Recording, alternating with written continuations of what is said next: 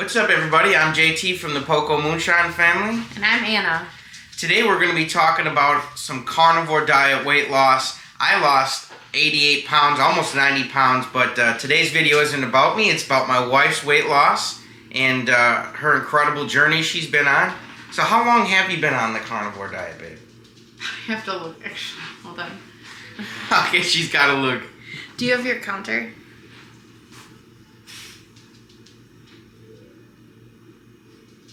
Let's see. Okay. 280 days it says. Yes. She's been on the carnivore, and I'm on 304. We use an app counter, so we don't really have to worry about all that. Remembering it. Yeah, and if you guys aren't familiar with our channel, this is my wife. We met about in 2017. Yep. Right? Yep. And how was your health journey, like, before we met and, I suppose, pre-carnivore? Because we've been together since you've been on carnivore, so... Yeah, my diet was kind of just like the standard American diet. Lots of processed foods, lots of fried foods, lots of things that had sugar in it. And really, I ate way too much food. So that's kind of what it looked like before.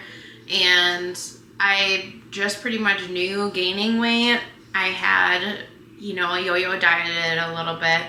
And, each time I would kind of fall off the wagon, I would gain a ton more weight. And, I always remember being overweight.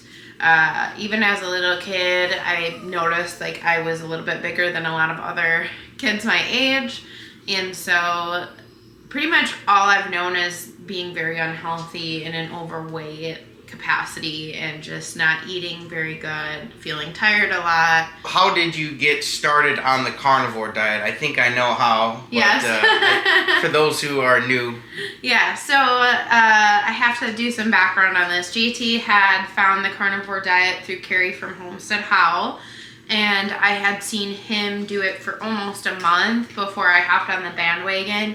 I will say originally I was really resistant because I even told him, like, I don't really want to give up the bread, the carbs, those sorts of things. But at the time, I thought I was eating better at the time. She was laying back in the weeds, yes. And she was watching my every move on the carnivore diet. Then eventually right. She said, I'm doing yes. it. I think I got to the point where I got stuck with what I was doing. And then, I was like, what? Why not? Why not try it? And then...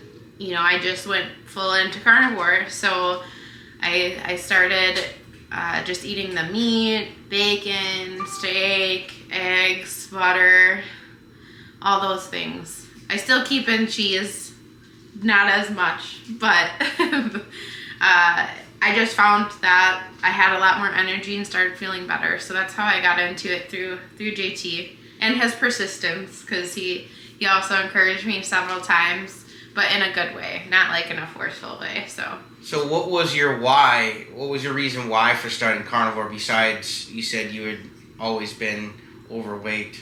Yes. Or was that your reason why?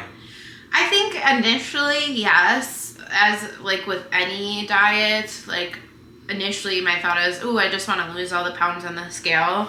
But there's other things that I think are important, like being able to fit on rides if we go somewhere like Disney World, or if we go to another theme park when he gets a little older.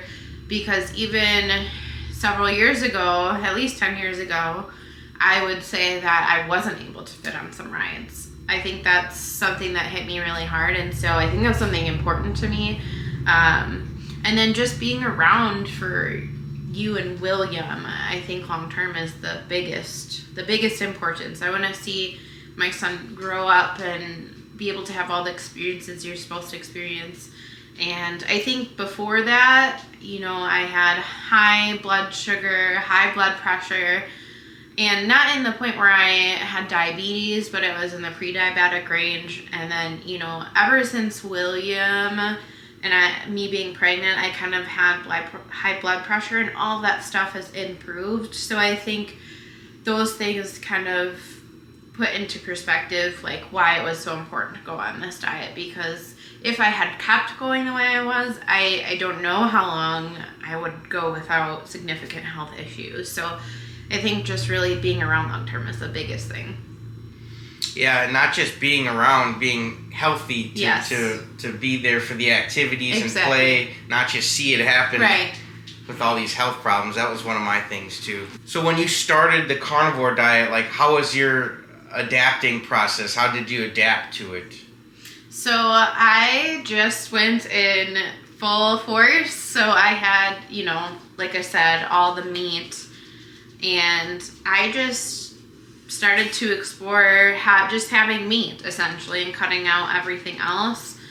I think that for me it wasn't too big of a change. Some things I've changed. So like I used to have more cheese. I would have more, I guess, like pork rinds and sour cream, like those sorts of things. So over time I've kind of lessened a lot of that and just focused more on the meat itself.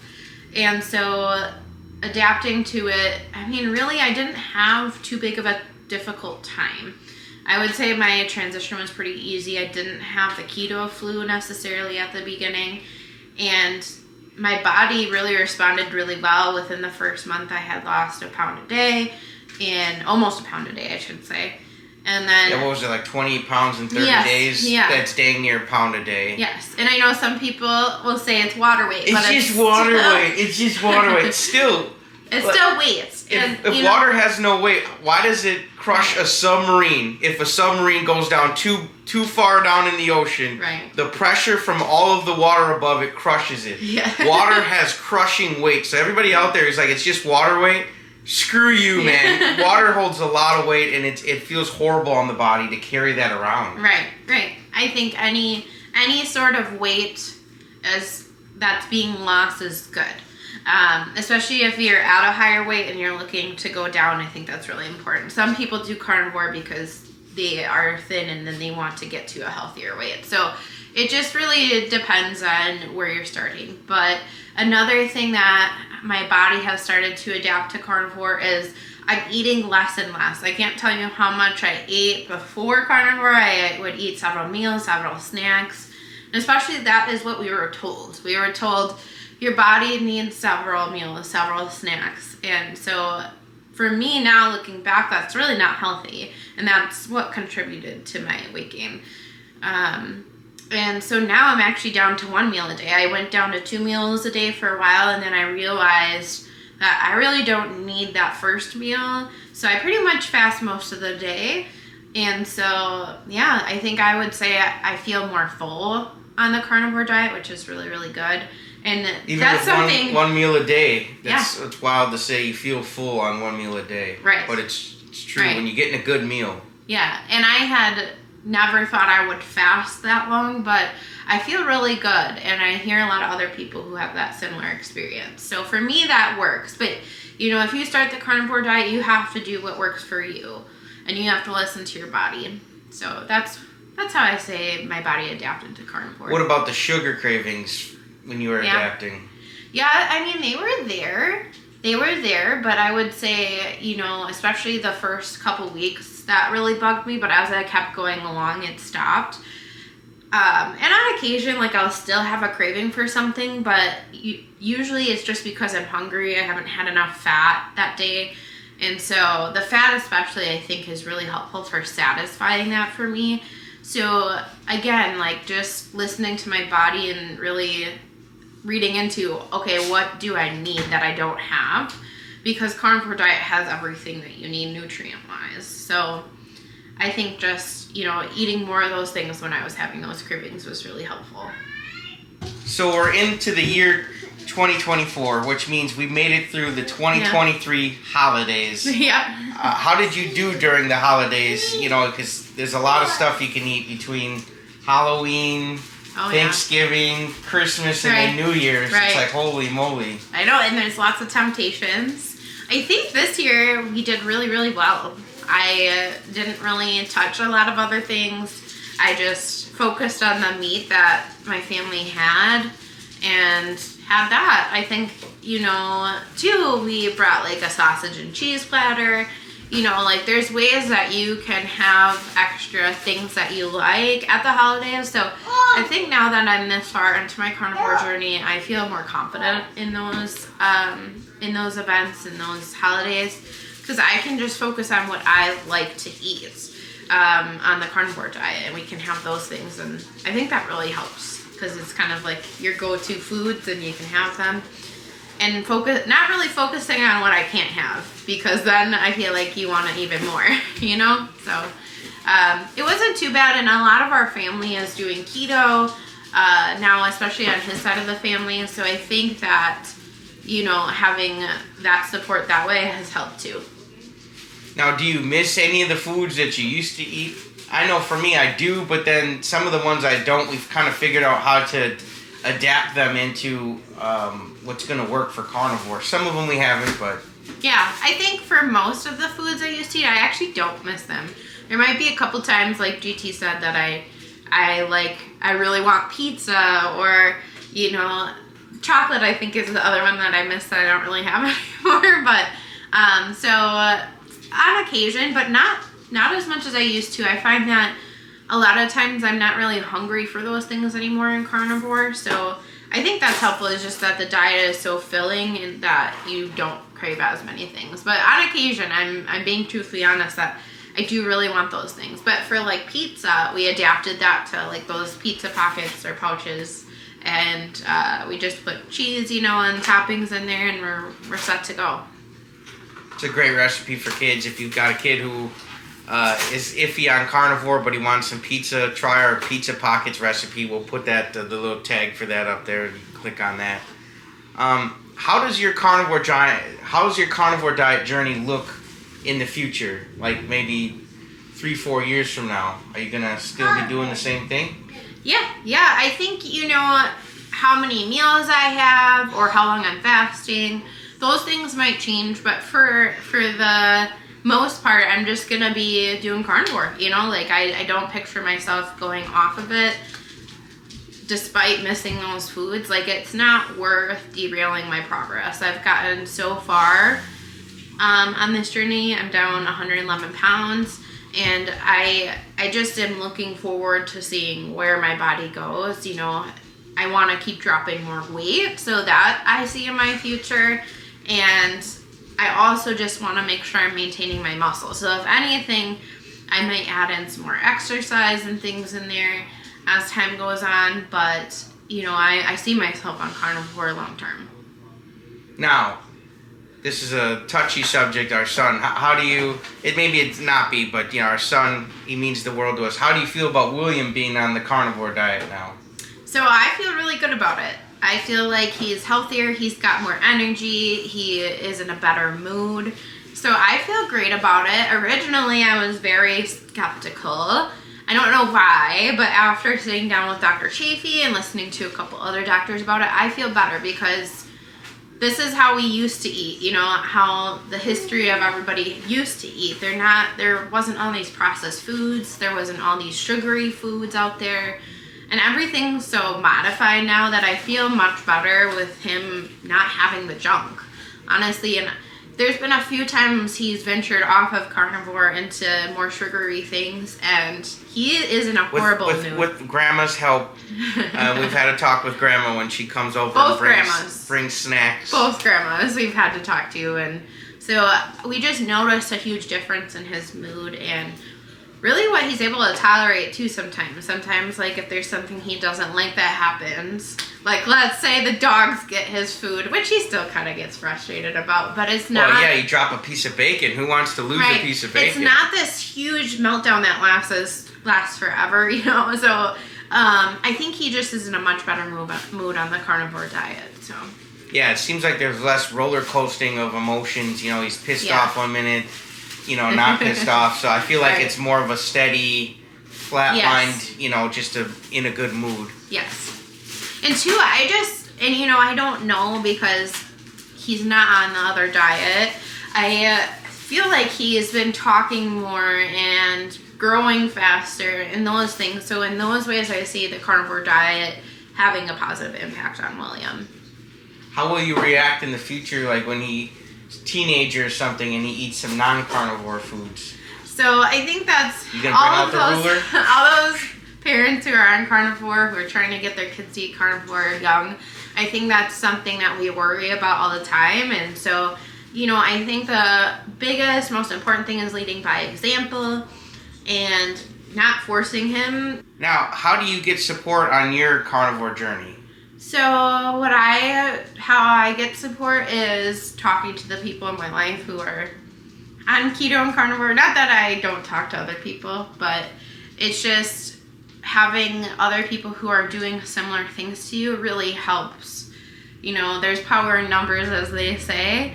And so my first and foremost person I get support from is my husband.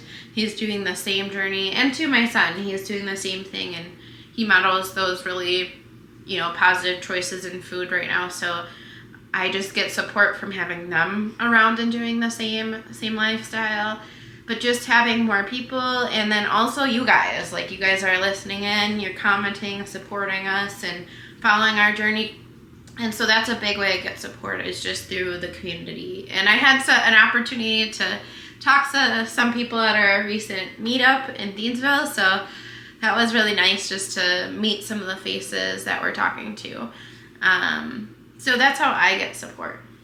Absolutely. And speaking of that support, you guys watching, comment on this video. Let us know what you're thinking, what you're feeling, and she will respond back to your video. That's a promise. But we appreciate all that support we get for you guys.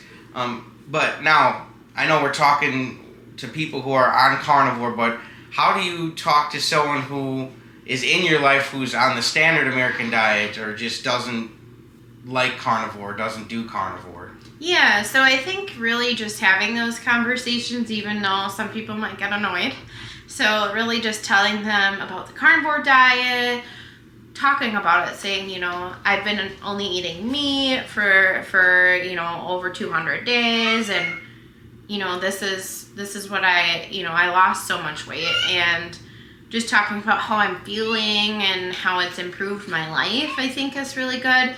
Also leading by example. So oftentimes if we're in social outings, eating out, we focus on, having the meat and, just talking about carnivore in a positive light. There's not really negatives to it, in my opinion. You might give up some things that you wish you didn't have to, but I really feel it's for the better, and, you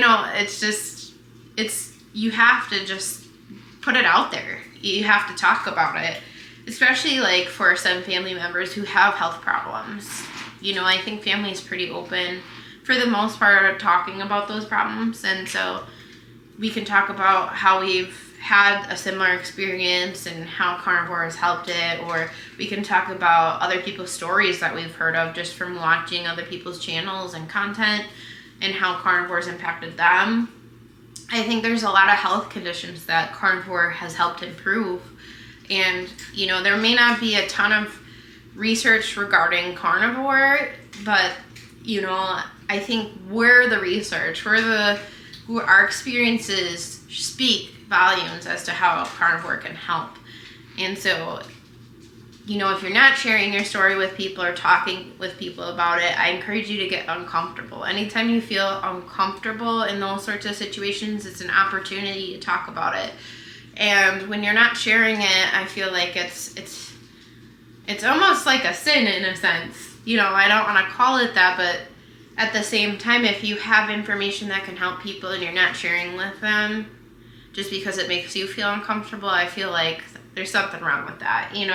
I don't want to make people uncomfortable, but at the same time, I've been there and wish I would talk about it more, especially people who are more resistant. I feel like there's people who, when you're talking about it initially, they're just like thinking you're a crazy person or that this diet's going to kill you. But the truth is, only things have gotten better for me health-wise. I'm improving a lot of conditions, like being obese and having hypothyroidism. I haven't gotten off that medication, but it's improving. I don't need as high of a dose, and my goal is to get off of that medication. It's the last medication I'm on, and my goal is to keep going, even though my doctor says it's not going to be possible, or it's very unlikely. There's other people in this space who've experienced that condition going away. if your body can function really well on carnivore diet or keto diet, ideally the carnivore diet. I feel like keto is great, but carnivore heals, as other people have said.